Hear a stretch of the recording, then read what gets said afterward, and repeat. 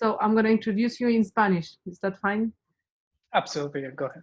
So Babak Salimi es profesor asistente en HDSI en la Universidad de San Diego, UC San Diego, antes de unirse a la UC San Diego, que me acaba de contar que ni siquiera ha estado todavía. Fue investigador asociado postdoctoral del Departamento de Ciencias de la Computación e Ingeniería de la Universidad de Washington, donde trabajó con el profesor Dan Susui y el grupo de base de datos. Recibió su doctorado en la Escuela de Ciencias de la Computación de la Universidad de Carleton. Su investigación busca unificar las técnicas de manejo de datos teóricos, inferencia causal y aprendizaje automático para desarrollar una nueva generación de sistemas de apoyo a la decisión que ayudan a las personas con antecedentes heterogéneos a interpretar los datos. Su trabajo en curso en el aprendizaje relacional causal tiene como objetivo desarrollar los fundamentos conceptuales necesarios para hacer inferencias causales a partir de datos relacionales complejos.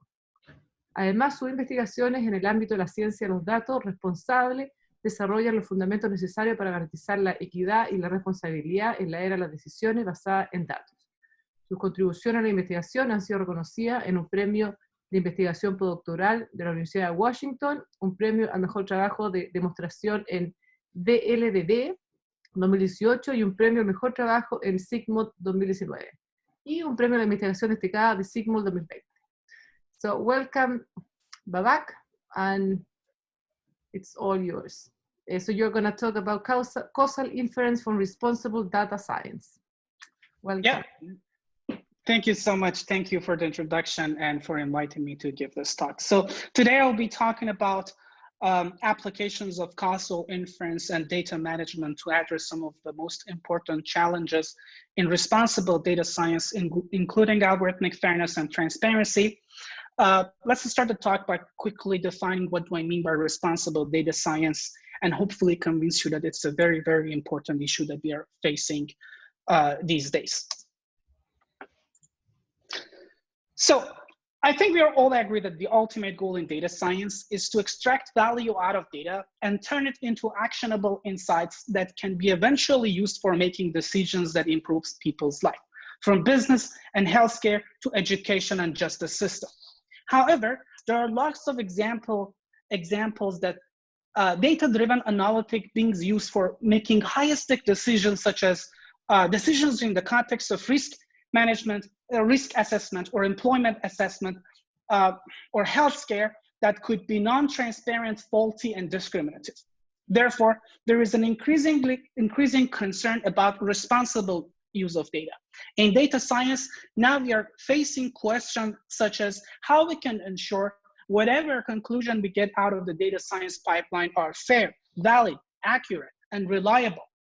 How can we build algorithmic systems that are transparent so that the customers will trust our system, trust and use our system?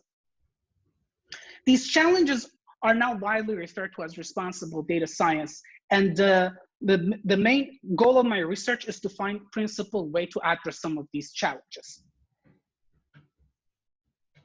So my background is in data management and in causal inference, and this is basically the pipeline that I look into in my research. So fundamentally, we have raw data. We are going to process, prepare, and curate data and make it ready for analysis. We are going to use analytical queries or fancy machine learning algorithm to process data and making conclusions. Sometimes, as we're going to discuss today, the problem with the existing historical bias in raw data. The goal of my research in the context of algorithmic fairness is to kind of pre-process and clean data to remove discrimination signals from it and make it ready for analysis. Sometimes there is absolutely nothing wrong with raw data. It might sound counterintuitive, but each and every step during the data preparation, for example, data cleaning, handling missing data, or data integration or filtering, they can introduce bias out of the blue or exacerbate the existing bias. In the context of responsible data management, I have an ongoing project that look into these issues and develop diagnostic tools to avoid this pitfalls. Sometimes there is nothing wrong with data, but users ask queries that are inherently biased for decision-making. In the context of decision-making system, the goal of my research is to develop tools that assist business decision makers to avoid false conclusions.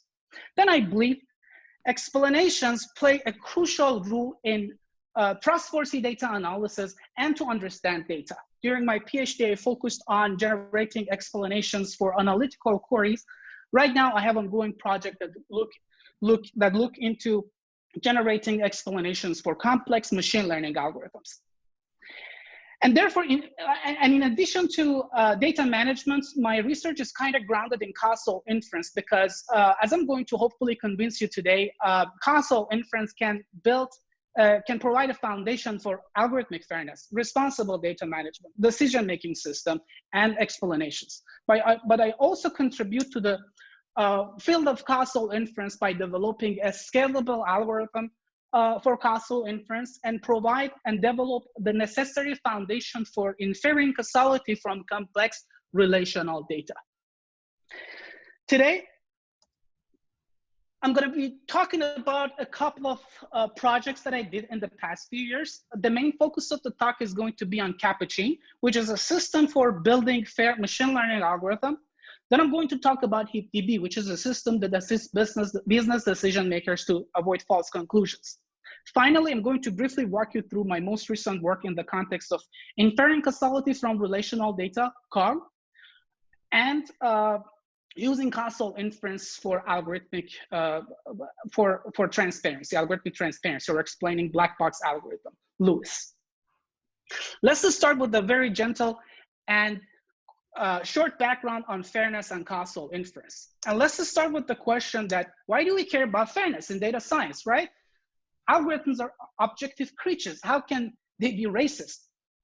This is true, but note that in data science, the input to the data science pipeline is data collected from societies that are polluted with years of institutionalized racism and discrimination. So whether you use an analytical query or a fancy machine learning algorithm, they are going to pick up the existing discrimination signals in data, and they're going to be discriminative. Data is a social mirror.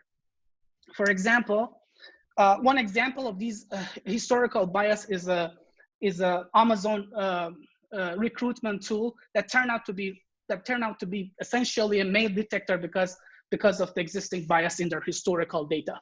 They actually had to shut down the project because they had no idea how to fix it.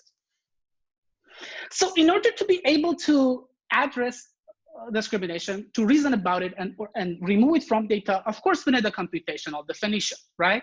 And fairness can be defined obviously in various contexts. Today we're going to focus on fairness in the context of decision-making algorithms that can be seen as simple mappings from an input space to an output space. And then we assume a sensitive one or bunch of sensitive or protected attributes such as race, age, or other sensitive attributes are associated with the input space, but may not be directly used by the algorithm. For this particular setting, there is a plethora of definitions, fairness definitions in machine learning that essentially define discrimination in terms of, let me put it this way, essentially define fairness in terms of lack of a strong statistical association between a protected attribute or outcome of a machine learning algorithm or its procedure. For example, the most widely used definition of fairness in ML literature is demographic parity, which is this simple definition right here. It essentially requires the positive outcome of an algorithm to have the same proportion for protected and privileged groups. In other words, if you think carefully, it just requires no correlation between outcome of algorithm and protected attribute. As simple as that. There are slightly more complicated definitions of fairness, such as equalized odds and predictive parity, but all of them follow the same paradigm. They are based on statistical associations. I should note that it has been shown that these definitions are inconsistent in the sense that we cannot satisfy all of them at the same time. But more importantly, they cannot capture the intuition behind fairness, which is a social idea. Today, I'm going to share with you an example that highlights the shortcoming of demographic parity to capture the social idea behind fairness, but the same critics can be applied to all of the definitions of fairness based on statistical associations. Let's go through that example. In 1973, UC Berkeley, I'm sure you've heard about this example before, but not in the context of fairness. In 1973, UC Berkeley were sued for discrimination because, as you can see in the left-hand side, in that year, men were more likely to get admitted to the Berkeley than women. And the margin between them, as you observe right there, is so huge. In other words, Berkeley violated demographic parity in that year. There is a huge correlation between gender and admission, right? And admission results. However, it turns out that once we break down the admission results now based on each department, as you observe in this figure, in 4 out of the 6 departments, it is actually women that have a better admission results.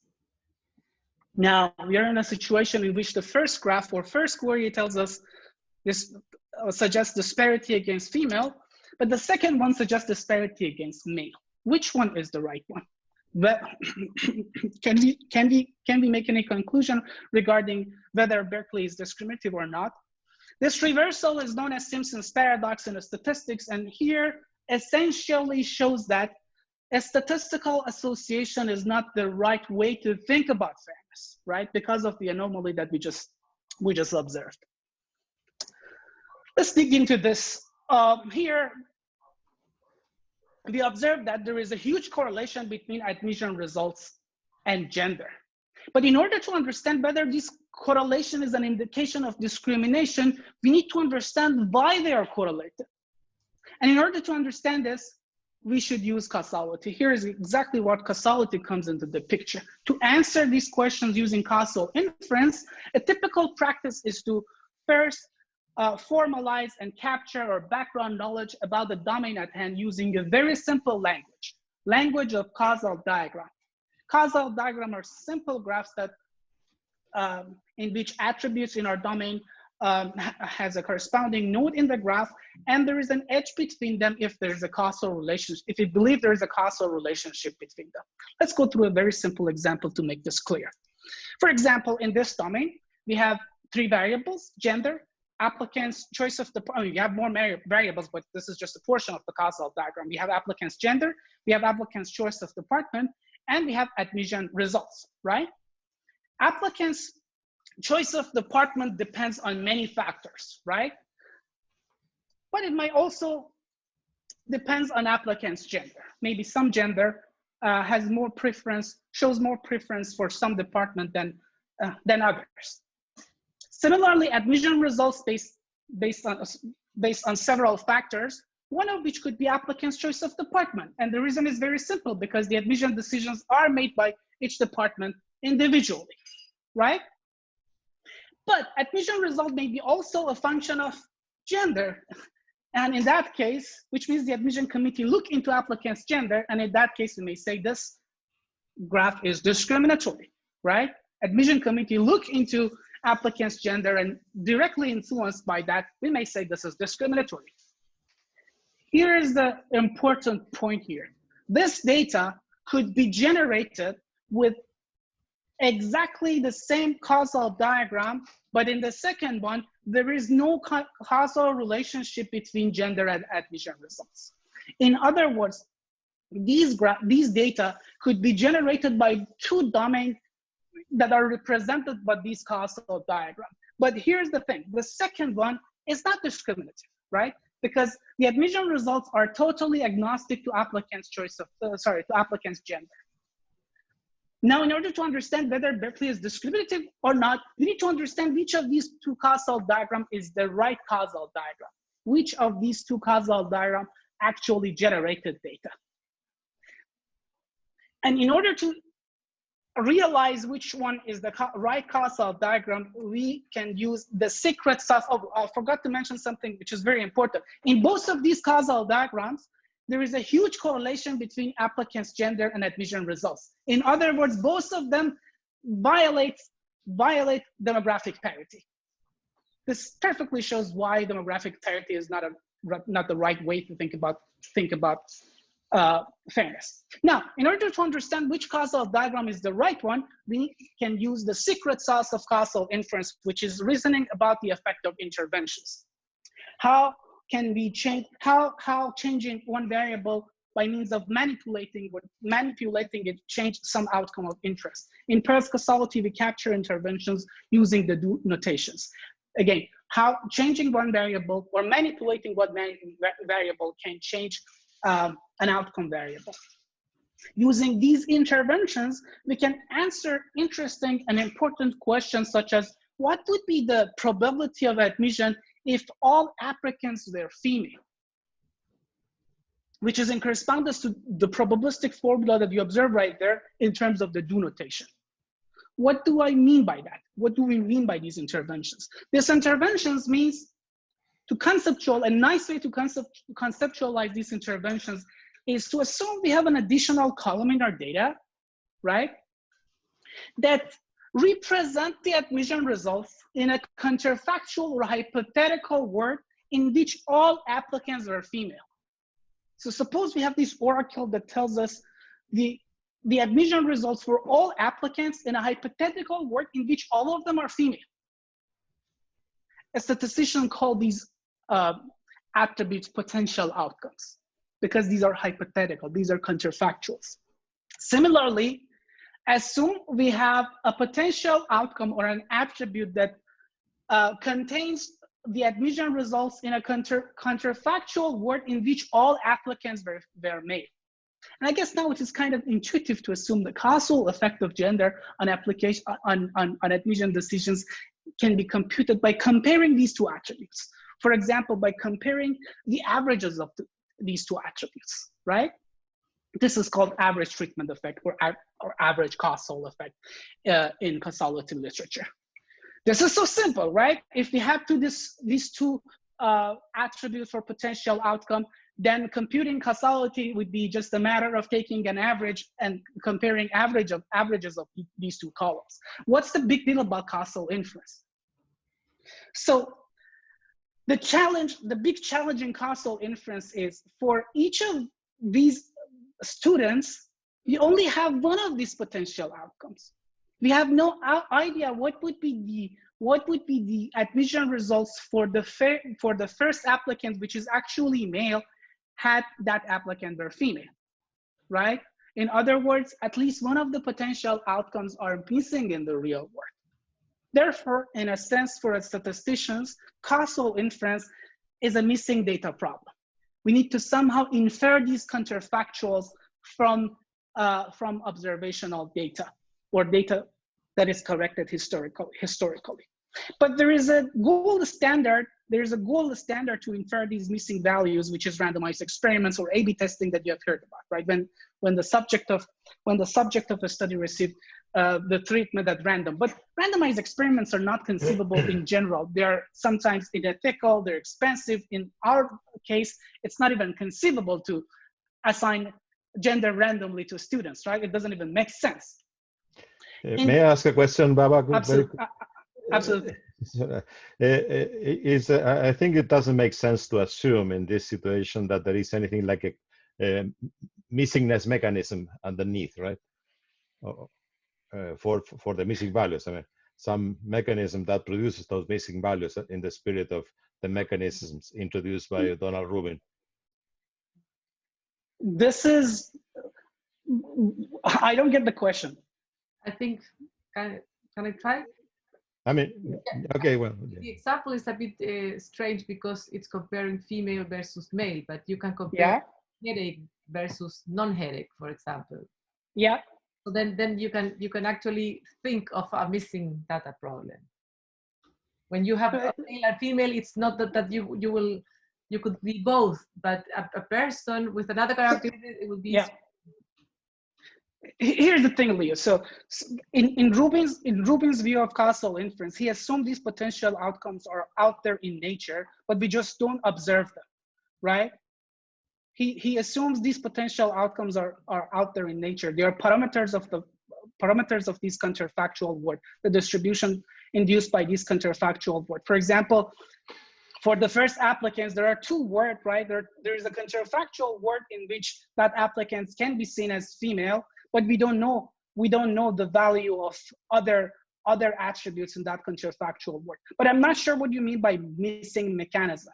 This is there may be other variables that influence the occurrence of a missing value in those fields. If there are any underlying variables that may influence the occurrence of those missing values in the data, that is, but I mean, this is different than the missing value, the handling missing value in, like, imputing missing value in the literature, right? Whether the missingness is as random or there is exactly, that's what I'm talking about. So they're different. No, they're different. In what sense is that different? That is basically the essence of my question. Oh, absolutely. So in the missing data imputation, we have an observed distribution, some of which are missing. The missingness could be at random. It could be some sort of pattern between the missing attributes. But here's a major difference. Both distribution of potential outcomes, the admitted of female, admitted of male, these are in general unobserved, right? These are coming from some sort of unobserved counterfactual world that we have no idea about, right? They're attributes of counterfactual word. Whereas in missing data imputation, there is single word, there's observed word, we have an observed distribution. There's no discussion of interventions, but we just have some of the attributes unmeasured. Now, if the unmeasuredness could be at random, it could be a pattern between them. And Pearl has some interesting work in which he used causality to address data imputation when the missingness is not at random. Did I answer the question? Yeah. Basically, you are telling me that there is no reason to assume any kind of missingness mechanism, and then in this case. Absolutely. These are different. Yeah, these are different. May I ask you a question too? Yeah. Go ahead. So in your example, you're assuming that there's no discrimination at the departmental level, because you could have gender discrimination, like female gender discrimination in engineering, but you can have male discrimination in, say, sociology. You're assuming that doesn't exist. Otherwise, you have to include that in the causality. Yeah, but in my causal model, first of all, this is just for the sake of demonstration, right? You're right. It could be way more complicated than that. Yeah, no. What I'm saying is that they should put these assumptions. Otherwise, it's not a real example. I agree. Okay. If the discrimination happens inside each department, then we are facing a more complicated situation. It requires a more fine-grained causal model. Yeah, this is just for the sake of demonstration. And the whole point here is, if you observe any sort of imbalance at population level, it doesn't show that there is actually a discrimination at department level, right? This is the whole point. Yeah, but your second graph could show that. The second graph. My second graph assumes. No. Before the previous slide. Yeah, which one? This one? No, the previous slide, the one that you had the two graphs of the Berkeley actual input. No, you have to go back. Sorry, here. So here, sure. This graph could mean, 4 departments have male discrimination and 2 have female discrimination, for example. Yeah, absolutely. But yeah, okay. So in the real world, these differences are not statistically significant. Okay. In the actual scenario, these differences are not actually statistically significant. So It is believed that Berkeley was not discriminative in that year. Right. Maybe we can talk about it after the talk. So yeah, let me get back to our discussion. So we were here and we discussed that, the major problem or fundamental problem in causal inference is that these potential outcomes or the effect of these interventions are unobserved, right? We have to actually, reason about them, maybe using randomized experiments, which is the gold standard for inferring these missing values from experiments, which is impossible in general. In the lack of randomization, we need to estimate the effect of these interventions from data. Unfortunately, under some assumptions, it is possible to actually infer them from data. And a principal way to assess and verify those assumptions is using Pearl's causality engine. The input of the Pearl's causality engine is causal diagrams, or background knowledge and assumptions about the data generative model encoded using causal diagram and observed data. Upon the arrival of the query, which is now in terms of interventions, the engine tells us whether, assuming we have infinite data, right? Assuming that we have the entire population, whether these questions can be answered using data. In some cases, no matter how big is your data, you cannot answer causal queries. But if it is true, if you can answer them using data, the Pearl causality engine gives you a recipe for estimation of your causal query, which is a complicated probabilistic formula. So typically a summation or integral over a product of bunch of conditional probability distributions that you can go ahead and use your favorite statistical estimation techniques or machine learning model to estimate it and find the answer to your causal queries. So with this background, let me go to the first project, Capuchin, a system for building fair prediction or classification algorithms. So in this work, we look into the problem of whether we can ensure prediction algorithms or classification algorithms are fair. And we look into one type of bias, pre-existing or historical human bias, which is reflected in data. Note that data can be biased for several other reasons. For example, selection bias. We are not going to address that. This is just this work only looks into historical bias encoded in data. And the kind of the approaches that we advocated in this paper was we're gonna have to we're gonna have to deal with account for historical bias as upstream, but kind of cleaning or repairing data and remove the discrimination signal so that any sort of use case downstreams can benefit from these notions of fairness. More specifically, we introduced Capuchin, a system that developed a novel causal notion of fairness that improves the existing definitions in the ML literature. It reduces the problem of building fair classification algorithms to a database repair problem that I'm going to explain shortly, and develop a set of algorithms to efficiently solve the repair problem. So let me explain. Let's start with the fairness definition. Let's see how we can use causal inference to define fairness rigorously. Before going through the example, again, this example is just for the demonstration. I'm not a lawyer. I'm not going to talk about the legal aspects of fairness, just for the sake of demonstration. So for the sake of demonstration, assume a more extended version of Berkeley example. Suppose we are dealing with a college in which the admission results are based on applicants' gender, applicants' choice of department, and further based on their hobbies and qualifications, right? So to answer whether these colleges discriminative or not using causal inference, the first option is to say, okay, we say an algorithm is fair or a decision procedure is fair if there is no causal path from a protected attribute to outcome of variables. What do I mean by that? No causal relationship. Protected attributes should not have any causal relationship to outcome of an algorithm. In terms of interventions, this means if we hypothetically, in our example, if we hypothetically change the gender of applicants, this should not have any influence on admission decisions, right? At the first sight, this seems so appealing, right? This kind of makes sense. And note that this is somehow the causal counterpart of demographic parity, in which instead of conditioning, now we are using interventions. This seems to be appealing, but there is a huge problem here. We think this definition is too impractical because whether we like it or not, protected attributes such as race, gender, or even perception of race and gender, they influence many things, right? In this case, they may influence applicants' choice of department or applicants' hobbies, right? And not all of these influences can be done as societally as discrimination or discriminative, right? It seems that In this case, for instance, applicants' choice of department, applicants has the free will to choose their own department, and the admission decisions are made by each department. So it seems that the causal path or a directed path between gender admission through that green path seems to be totally fine and legit, right? And it's not an indication of discrimination.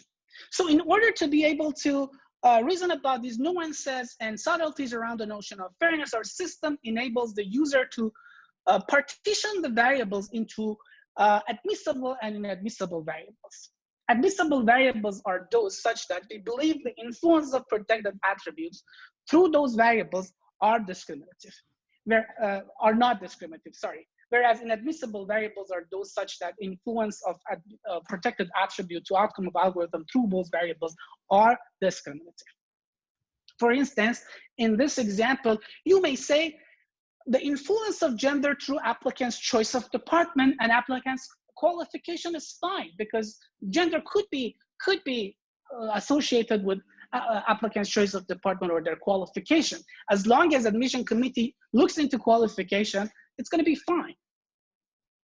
Note that this and likewise, you can say applicants' hobby and gender are inadmissible. The admission community should not look into applicants' hobby because that's a proxy to gender, right?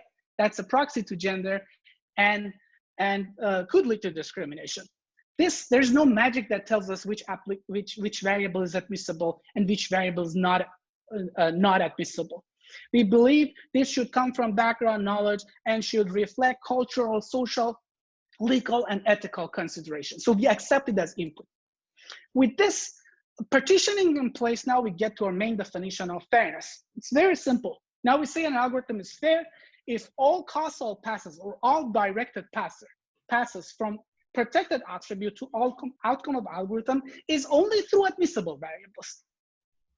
In terms of interventions, this means once we fix the admissible variable by means of external interventions for fixed qualification and fixed choice of department, hypothetically changing applicant's gender should not change the outcome of algorithm, right? This is the translation of that statement right there in terms of interventions. With this definition, now let's look into our example. This example is definitely discriminative, right? Because of these two causal passes in red. They are not through admissible variables. There is no admissible variable that cut or intercept these passes. So this graph is biased. So I should mention that there are other notions of fairness based on causality. We kind of show that in our paper that our definition is more expressive than some of them and easier to capture and reason about than some others. So with this definition of fairness in place, we get to the main problem that we want to look into. Suppose we have collected historical data from this college, and now we want to train a machine learning model to approximate the decisions made by the admission committee. We want to replace the committee with the mathematical model. We just discussed this college is discriminative, and of course this discrimination is going to be reflected in the data, in the historical data, and therefore the model is going to be discriminative. The main question becomes, can we still use this historical data which is biased to build a classifier which is causally fair according to our definition of fairness? We answer positively to this question, and here is the idea behind our definition, behind our solution. So our idea is, can we somehow change the training data and obtain another training data d prime such that d prime reflect the word as we wish we have? What do I mean by that? What is that desired word? In this case, in this example, we wish we were dealing with the college in which the admission decisions were not based on applicants' gender. Please pay attention to that graph right there. And admission decisions were not based on applicants' hobby. We wish we were dealing with this college, right? We wish we had a sample from this college. And now if you're familiar with graphical models in general and causal models in particular, they're essentially a carrier or syntactic sugar which capture a bunch of conditional independence statements. In particular, any missing edges in a graphical model is in correspondence with some sort of conditional independence statement that you can read off the graph, in this case for directed graph by applying a graphical criterion which is called d-separation. You don't need to be worried about the detail. You just need to trust me that this graph captures this conditional independence statement, which tells us something quite intuitive. It tells us, given or once we know applicants' applicants' qualifications and choice of department, admission decisions should be independent of applicants' gender and their hobbies. They should not actually have any sort of correlation with admission results, because the admission decisions are agnostic to both of them, right? This is the conditional independence that we are interested in. The next question becomes how we can leverage from this conditional independence statement to build that data set, the prime, as we wish we had. And here's where data management comes into the picture. So it turns out that reasoning about constraints to ensure integrity of data over its life cycle is a classic problem in data management. Leo worked on those problems like for years. So what do I mean by constraints in data management? Let's see how database people go about constraints with a very simple example. Suppose we have a data set which contains information about a bunch of students, their social security number, the colleges they applied to, and their hobbies. Very simple. And the following functional dependency, which tells us that social security number functionally determine applicant's name, which is very simple. Rows with the same social, or students with the same social security number, they should have the same name, right? Of course, this data set, if you pay attention, look carefully to this two tuples, it violates this constraint, right? We have two students with the same social security number but different name. In this case, in databases, we say this data set is inconsistent with these constraints. And in such cases, we are interested to find a database repair, which is defined in this seminal work by Marcelo Arenas and Leo in 1999. Database repairs intuitively can be seen as another data set, V prime, which is minimally different from the original data because we want to keep the utility, we want to preserve as much information as possible, but it is consistent with the constraints. For example, in this case, you can find, you can compute a repair for D by removing the first tuple and obtain D1, or removing the second tuple and obtain D2. And if you check carefully, both of them are perfectly consistent. There is a more interesting and complicated class of constraints that are called multi-vowel dependency. They're generalized as functional dependency. And that simple multi-vowel dependency right there tells us something very simple. Don't get intimidated by the formulation. It only tells us applicants' hobby should be independent of the colleges that they applied to. What do I mean by that? In this case, for example, if you check, Mary applied to two colleges, UCSD and UW, and has two hobbies, chess and tennis, right? And we naturally expect to see all combination of hobbies and colleges and the colleges that Mary applied to in data. That's a very simple and actually intuitive constraint that this data should satisfy. Of course, in this case, if you check, you see that one pair is missing, UW and chess. That pair is missing. Therefore, this data set again is inconsistent with these constraints. We're gonna have to find repairs for it. In order to repair multi-vowel dependency, you can, for example, remove the first tuple, right? Now in D1, Mary only has one hobby, we're perfectly fine. Or we can insert the missing one, right? We can insert the missing pair. If you check now, UW and pair of UW and chess has been inserted in the second one. So in as opposed to functional dependencies that can be repaired by removing tuples, we can repair multi-vowel dependency by both removal and insertion. Anyways, the problem of repair for multi-vowel dependencies hasn't been received much attention as opposed to functional dependency, but we have a recent paper in which we look into the problem of mining approximate multi-vowel dependency. Take a look if you're interested. So let's go back to our main discussion. how we can relate database repair with our fairness problem. The connection lies in the following simplest statement. Recall that the conditional independence statement we were interested in, that conditional independence can be seen as a sort of multi-vowel dependency. Now let's put all this together and get to this slide. The problem of finding that databases, the prime that we wish we had, now becomes finding a minimal repair of the training data, which is discriminative, which is consistent with the multi-vowel dependency right there. It becomes a database repair problem. Unfortunately, this problem is NP-hard, as you can imagine. It's difficult to solve it. We developed a bunch of approach, including reduction to max set and low rank matrix factorization to address this problem efficiently. And more importantly, we showed the following. We showed that now any classifier that is trained using these repaired data, which is bias-free, it's going to be causally fair even on unseen test data. You can go ahead and use it for any future actual use cases without being worried about the underlying distributions under some assumptions. So now let me share with you some experiment to see how this idea would work in practice. For this experiments, we use UCI adult census data, which includes attributes such as occupation, education, and marital status.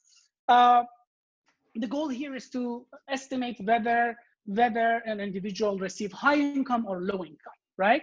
And of course, this data set is biased because of the income inequality that is going on in the real world, right? This data set is going to be biased, so the model is going to be biased. Now, for the sake of demonstration, we assume all attributes are admissible except for marital status, right?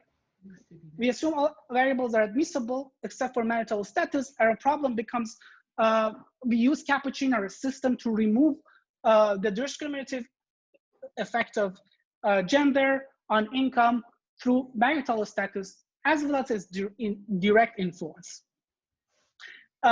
We trained a bunch of machine learning model using raw data and using repaired data and compare them with respect to their bias and accuracy. And here is the result. This graph shows both causal bias and utility of the model. As you observe, in both of our methods, based on max set and low rank matrix factorization, they reduces discrimination, right? Causal bias only measure or quantify the influence of gender. Sorry, there are lots of noise here, and there. Can you close the door, please? Sorry about that. So causal bias essentially quantify the influence of gender to income through those red passes, through marital status and the direct. The lower, the better. And utility is measured by the accuracy of the model. As you observe, both of our systems reduces bias significantly and at the cost of only 2% of accuracy, right? Just 2%, but more than 98% of bias reduction. So we also compare our system against a bunch of state-of-the-art methods in machine learning, specifically Kalman and Flatman. Their target was not reducing causal bias. Their target was reducing demographic parity or statistical parity. They just enforce the following constraints. Just enforce, they repair data or change data to enforce same proportion of high income for male and female. As you observe, as a side effect, they were able to improve causal bias as well, but our system outperforms them both in terms of bias reduction and accuracy. For the interest of time, I'm going to skip this and get to this part, conclusion for the first part. So we have discussed so far associational notion of fairness are inconsistent. They cannot capture fairness. Enforcing them, to be honest with you, can introduce bias. We discussed discrimination as a causal concept. It has to be defined in terms of interventions. And we discussed a database repair approach for enforcing fairness and building fair machine learning algorithm. With this, we'll get to the second part of the talk, which is HIP-DB, a system for building fair the system that assists business decision makers to avoid false conclusions. So business intelligence tools such as Tableau and Power BI, I'm sure you've heard about these terms. They're very popular tools in general. They acquire and manage data, structured or unstructured data from heterogeneous data sources to assist business decision makers for improved decision makings by primarily through analytical queries, fancy dashboards, data visualization, reporting. People use these systems all the time. When it comes to decision making, here is the promise of this system. So we put data into action. I took that statement from Tableau website. I'm going to share with you an example that shows that they are unable to answer the most simplistic form of business questions in general. Let's go through this example. So suppose we are dealing with a company that wants to choose between two travel programs offered by American Airlines or United Airlines. Let me go back a little bit. Suppose a company has many business travel programs from 4 particular airports and would like to subscribe to the business travel program offered by either American Airlines or United Airlines, depending on which one has a better on-time performance. Like that's a very natural way to select between the 2 airlines. So the decision here, it depends on the answer to the question that which airline has a better on-time performance. So to make this decision, the company's data analyst uses the publicly available flight data, which is a very huge data set, and compute the answer to the following SQL query using Tableau. The query is very simple. It just compute the average delay of flights group by each carrier, right? In the context of the 4 airports that the company concerned about. The details of the SQL query is not important. What's important here is people use these group by queries all the time. And as I'm going to show you, this could be very, very dangerous. Thanks to the amazing performance of Tableau, in a blink of an eye, this is the answer. This is the answer that the user gets. As you observe, American performs much better. It has a much lower average delay, right? Based on this query and result, the company would decide to go for American Airlines, but the company's data analyst, just out of curiosity, further compare the performance of these 2 carriers in the context of the 4 particular airports that the company cares about. As you observe now, in each of the 4, these are different 4 airports that the company is interested in. As you observe here, in each of the particular airports, it is actually United which performs better. Now we are in pretty much the same situation. In the first graph suggests American Airlines is better. The second suggests United Airlines is better. Now the question becomes, which one is actually better? Again, another instance of Simpson's paradox. Here, Simpson's paradox essentially shows us these group by queries are not designed for decision making. They're essentially shows the correlation, not causation, and we use causality all the time for making conclusions. To address these shortcomings, we introduce HipDB, a system that formalizes when and why these SQL queries could be biased for decision making in general. It develops novel techniques to find explanations for the bias, and then it uses query rewriting techniques to eliminate bias from the queries. I'm going to brush all the details. I'm going to share with you a demonstration of the system that on a running example to see how it works. So you can think about HipDB as a middleware that sits between the SQL query and the users. Upon the arrival of the query, our system checks automatically whether the query can be discriminative, can lead to biased conclusions, and if so, it generates a bunch of explanations to further convince the user that this query should not be used for decision makings. The explanation right here can be translated to the following English statements. The system tells us this query is biased and should not be used for decision makings because United Airlines frequently flies from airports such as Rochester that has several delays, probably due to weather conditions. And American frequently flies from airports such as McAllen Miller that has fewer delay because the weather condition is perfect. So the fact that United American performs in general better than United is not because of the performance of the carriers. It's because of the airport that they operate in, right? By automatically discovering factors such as different ratio of operation in different airports, our system rewrite the query to account for those factors. The rewritten query, as you observe, is a very simple SQL query that can be still run in a database engine. Here, the answer to the rewritten query shows that it is indeed the United airline which performs better, right? The answer to this rewritten query right here. It is actually United airline which performs better. This is totally consistent with the result of the group by query that we get after we compare the performance of the two carrier in each particular airport. There is no paradox, right? The Simpson paradox is gone. It wasn't any paradox at the first place. It was just a reversal that seems to be unintuitive for people because we confuse correlations and causations all the time, even though we know that they are not the same thing. So with this, we'll get to the next stop, which is CARL, a system for inferring causal relationship or causality from relational data. So what we have discussed so far, it essentially built upon two widely used frameworks for causal inference: Pearl's causality and Rubin's potential outcome framework. Both of these frameworks are based on a priori assumptions that we are dealing with a bunch of homogeneous entities or units that we want to reason about. For example, we have bunch of customers, bunch of students, bunch of patients, right? They're homogeneous. You can represent them with the same feature vector. And naturally, you can represent the associated data using a single flat table, right?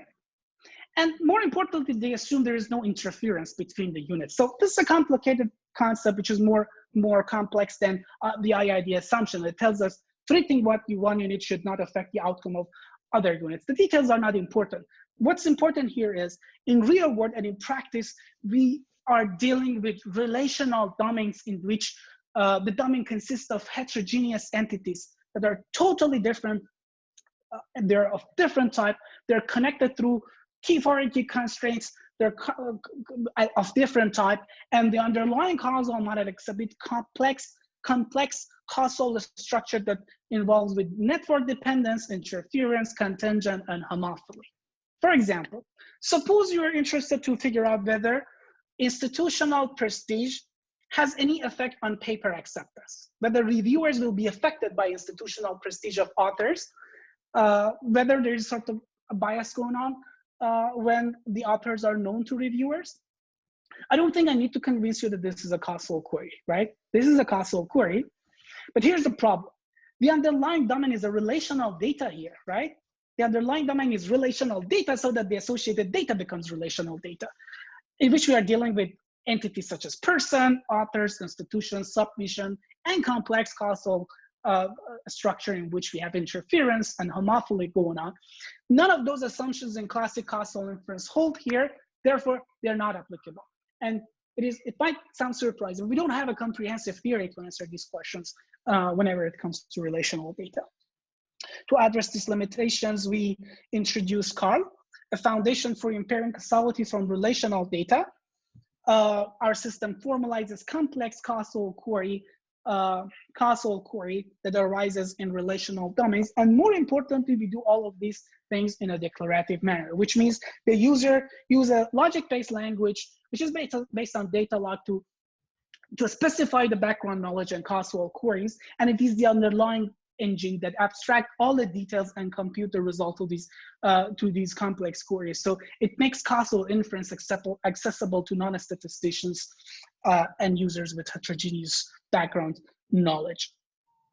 Using our system, let me share with you some cool results. I wish I had more time to discuss this system. So for our question, whether there is any influence going on between institutional prestige on paper acceptance, we compute the correlation between institutional prestige and paper acceptance in bunch of CS conferences, some of which adopt single blind policy, reviewing policies, some of which adopt double-blind policy. As you observe, for both single-blind and double-blind, we observe a huge correlation between institutional prestige and paper acceptance, which is kind of accepted, right? In general, we expect prestigious authors to write a high-quality paper. But here's the interesting point. Once we compute the causal effect, we observe that in double-blind conferences, it is no causal relationship going on between the prestige and paper acceptance. Whereas in single-blind, there is a huge causal relationship going on. This suggests kind of that double-blind reviewing policy is indeed effective in reducing prestige bias, which is nice. Okay, so we get to the last stop, Luis, a system for explaining black box algorithms. Let me talk a little bit about. Let me motivate this work by considering a very simple example. Suppose a guy named Carlos wants to apply for a loan, and like in many other organizations today, Carlos' data is getting sent to a machine learning algorithm that estimates or predicts something which is in this case is important for bank. For example, whether Carlos will have any payment issue in future, right? And the bankers use these data, use the result of these algorithms for making decisions. Here, for example, the model computes a very low score for credibility of Carlos, and based on this score, Carlos' loan is going to get rejected. So now the first question from Carlos' perspective is why, right? Why does loan get rejected? But there is another question which is kind of the follow-up to this question, and it is how he can change the result of these algorithms in future. What is the best course of action that he can perform so he get his next application approved? So there is a huge literature in the context of explainable AI to address both of these questions. Most notable approaches in this context can be categorized into feature importance, surrogate explainability, and counterfactual explanations. Let me quickly define what the differences between these three approaches. So in feature importance, the idea is to quantify the influence of different features on decision made by the algorithm using some sort of quantification methods. Most popular methods these days are based on Shapley value, which is a method taken from collational game theory that tells us how we can fairly distribute the payout among the features, right? Fairly among the features. It is intractable to compute Shapley score, but it has some interesting theoretical properties that makes it appealing for researcher. Methods based on surrogate explainability search for a simple, more interpretable model such as decision tree or linear model that you understand how they work, that mimics somehow the local or global behaviors of the machine learning algorithms. And finally, methods based on counterfactual explanations, they received a lot of attention lately. The idea here is to search for some sort of the smallest perturbation in the input data such that we can flip the decisions made by the algorithm or flip the outcome of algorithm, maybe from negative to positive for some individuals. Here the important point. It has been shown that all of these methods in explainable AI could be wrong, and they could lead to unintuitive explanations that are not explainable, that are not actionable in general. And the main reason is, again, they confuse correlation with causation. Their methods are merely based on correlation. They ignore the causal relationship between the features, and that's why they lead into unintuitive actually results in general. Honestly, there is no agreement between the researchers on what constitutes an adequate explanation in the context of explainable AI. And in most of the research existing works, I think it's fair to say people use their own intuition of what constitutes an adequate explanation. However, there is a rich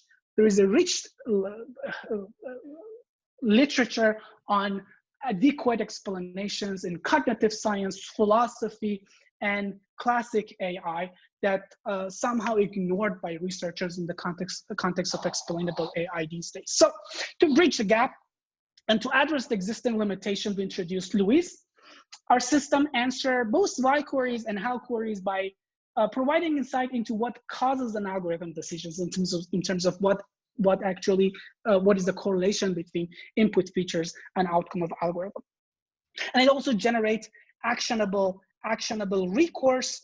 By recourse, I mean a set of actions that change the result of that are sufficient to change the result of algorithm that are translatable into real-world interventions. So our system brings together causality and counterfactual contrast that are coming from philosophy to generate explanations of the form, what is the probability that outcome of an algorithm can be changed or can be different had an attribute would be different. I wish I had more time to go through the details, but here's basically how our system can help Carlos with his denied loan. So in our system, Luis measure to what extent increasing or decreasing features can help Bob with improving his outcome. For example, if you check out the first plot, it shows that increasing credit history and saving can actually help Carlos to get his loan approved.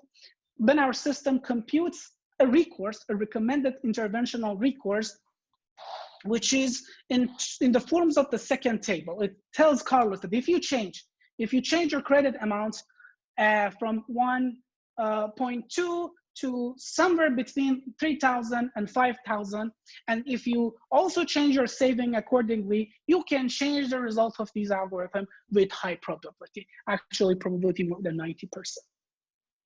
This paper is under review. We got it probably going to get accepted without revision because we got awesome review for this paper last week.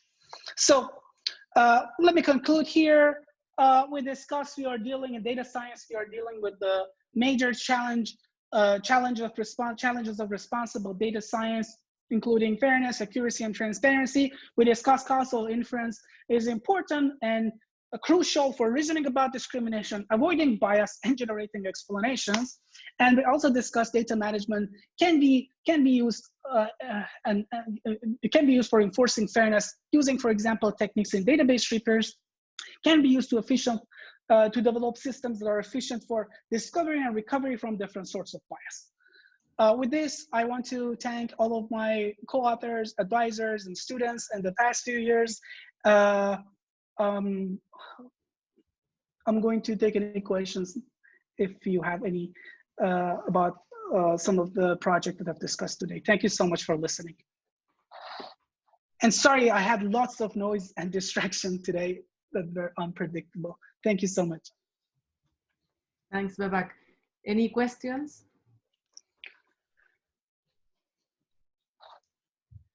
I have a question. So I somehow missed, because you have these models, these graphical models, where you show some links that show basically the bias when you have gender going through the response variable, for example. But to get a graph, you first have to learn the structure given data. So do you have something of that? Because you basically present the bias graph and then you have to somehow choose between a graph that is biased or a model that is biased versus, how do you know which is the true graph representing the data, basically?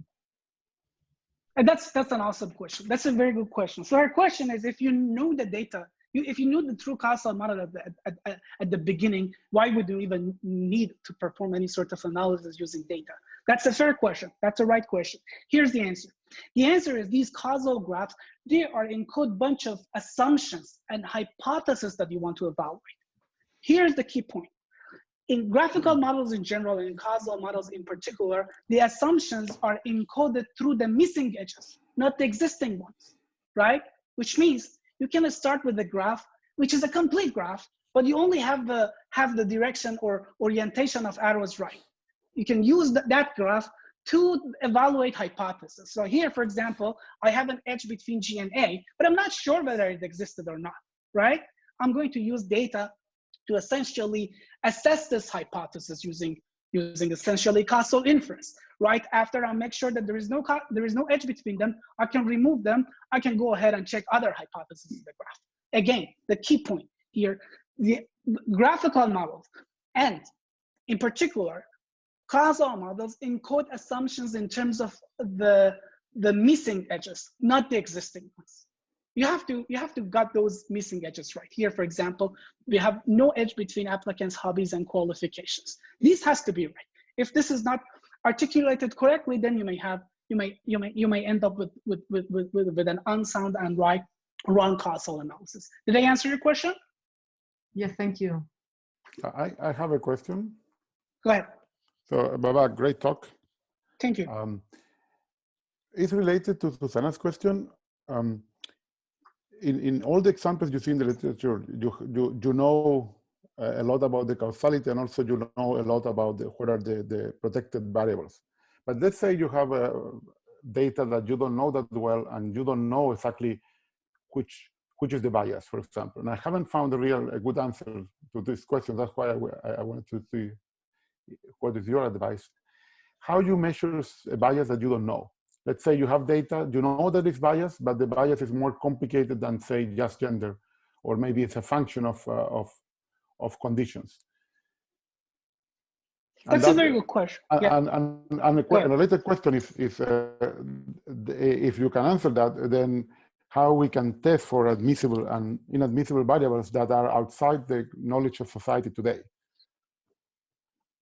These are great questions. So I guess you asked a bunch of questions.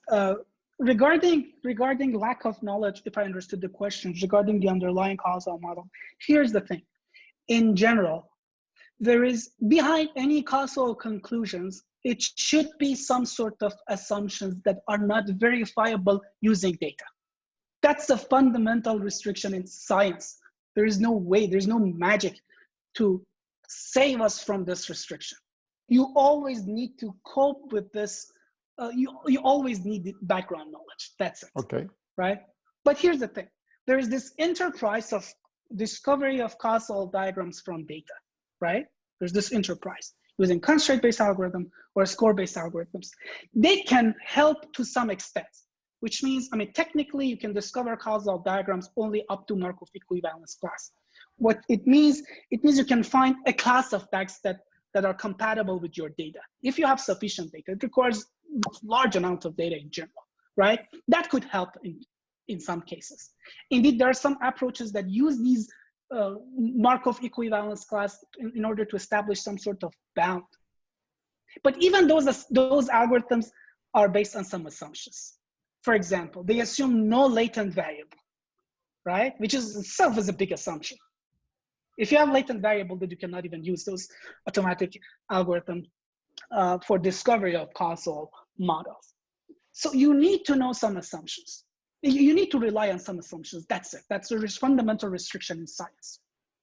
The second question, what if you have like more complicated sort of bias? I'm not sure if I understood what you mean by more complicated bias, but let me assume, for example, you mean bias due to selection bias, right? Whenever there's a bias going on in the selection procedure.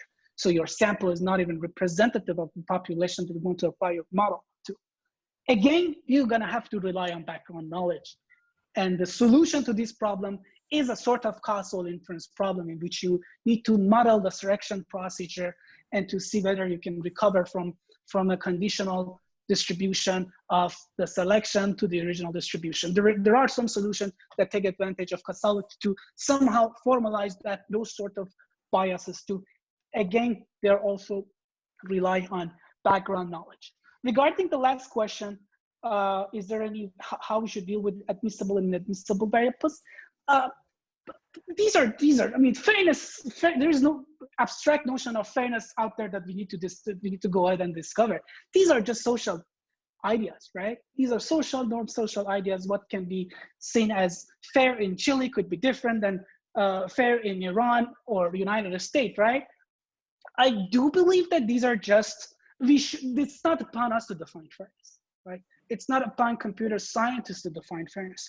We just need to develop the right language so we can communicate with social scientists, lawmakers, or whoever is responsible for coming up with the right policies to enforce fairness and to remove discrimination in the real world, so we can formalize what they want.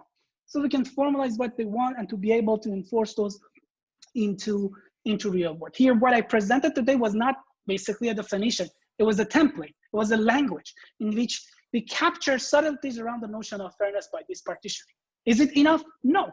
You can be more, actually can be more. You may have much more complicated ways to capture fairness. For example, you may say, I want to define fairness through passive-specific causality. Some passes are fair, some passes are not unfair. Or you have several hidden factors that you even had no idea about. In those cases, of course, formalizing fairness is difficult, or enforcing it is very difficult. But again, I'll get back to my main point. We need to come up with a language to communicate with social scientists. It's not upon us to define fairness. I ask a question. I like when you said that a causal diagram can be seen as a mechanism to generate data. Yeah, and so it's a very general question. I mean, so how can you test? I mean, for example, if a data that you have is generated according to a given causal diagram, is there anything like a fitness test or something like a more or less establish a standard? Good question. So here's the thing, Leo. The causal diagram is just an abstract model for a data generating process. That's true. These are causal diagrams, just one class of data generative model. Here's the thing. It's kind of related to what I said earlier.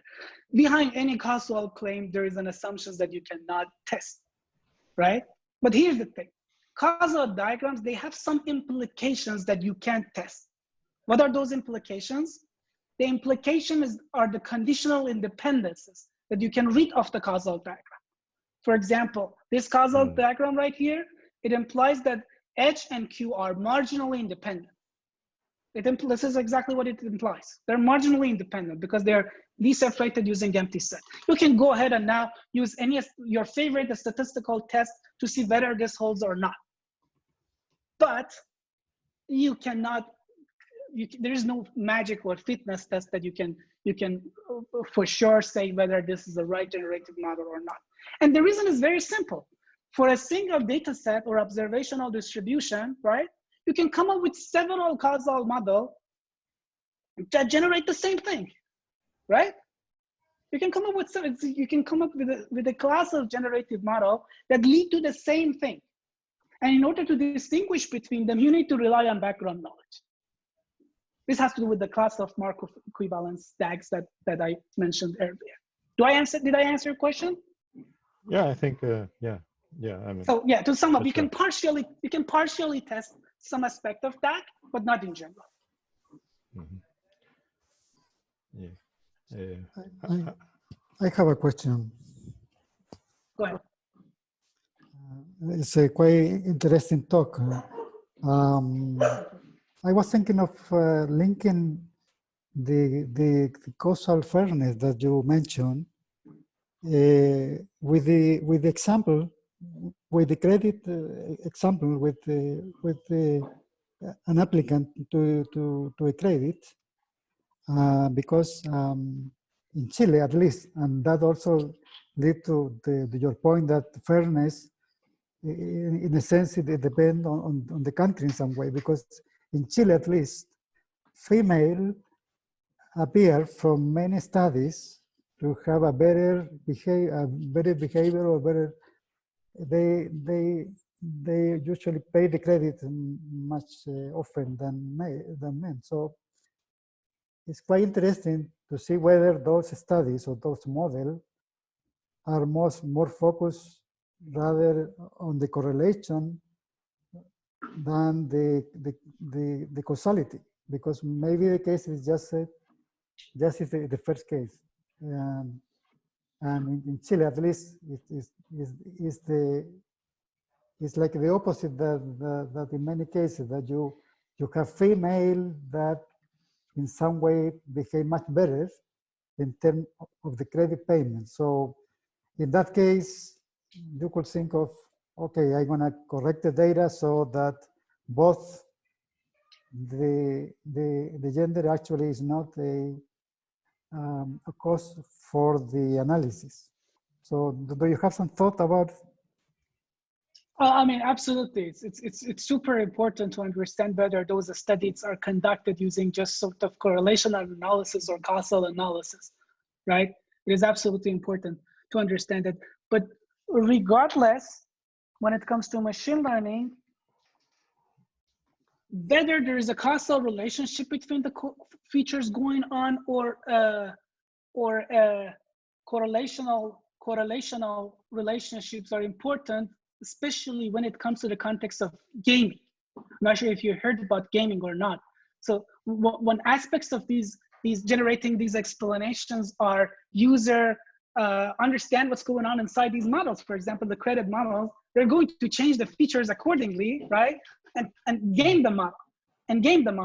In gaming is bad whenever, exactly what you mentioned, whenever you can change one feature that gives you a good result, but there is no causal relationship between that feature and the true outcome that you care about, right? So in the banking, we use some sort of features to predict whether the user has a payment issue or not. But suppose now you have a feature that does not causally affect it, but it's a predictor, right? And then the user can change that feature, get a very good prediction results, even though it cannot change the actual outcome, which is in this case whether the user will have payment issue or not. So distinguishing between causation and correlation is in particular important in the context of gaming, which is dangerous and has to do with what you just said. Thank you. Yeah. So is there any other question? I have one. I don't want to use all the time for, but I mean, I'm curious about the result that you mentioned about after presenting the repair approach.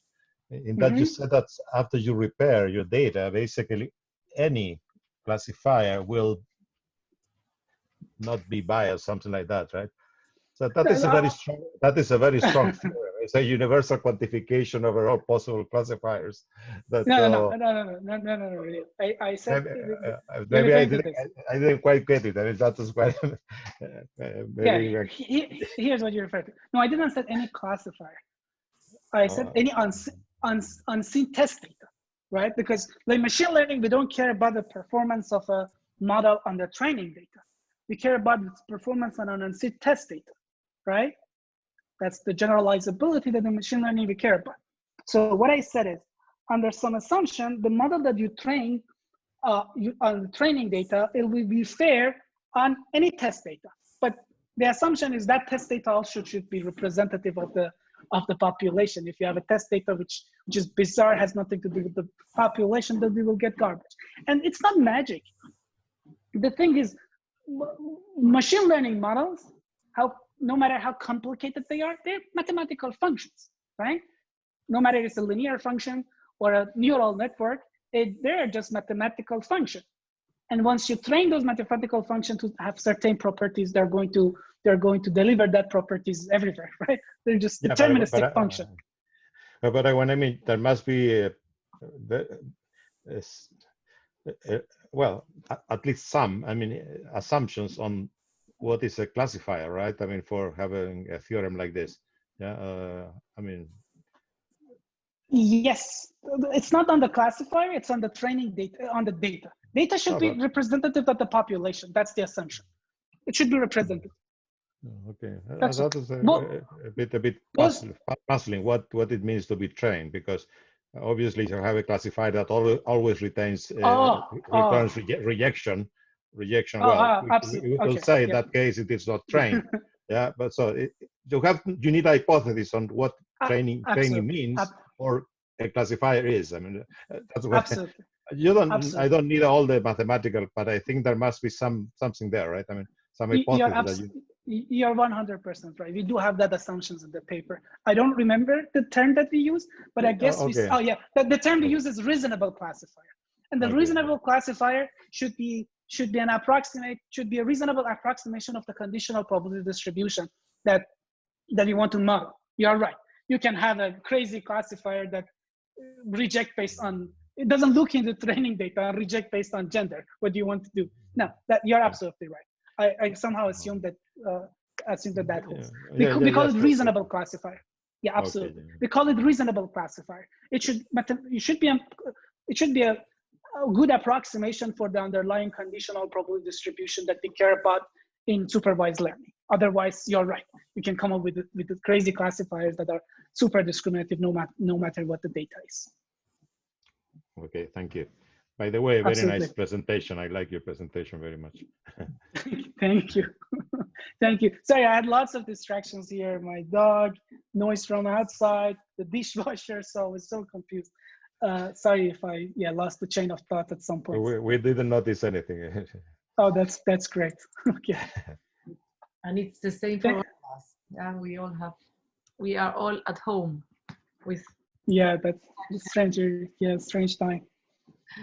So is there any question? Otherwise, we thanks again, Babak. Thanks a lot. Thank you so much. Yeah, absolutely. Thanks for the great questions and discussions. I really enjoyed it. Hopefully, I'm going to see you soon in person. I would love to visit Chile. We will make that happen. Yeah, definitely. Thanks a lot, Babak. Absolutely. Thank you so much, everyone. Have a good day. Bye-bye. Thank you. Bye. Goodbye. Thank you. Bye-bye. Goodbye. See you soon. Nos vemos. Chao. Chao.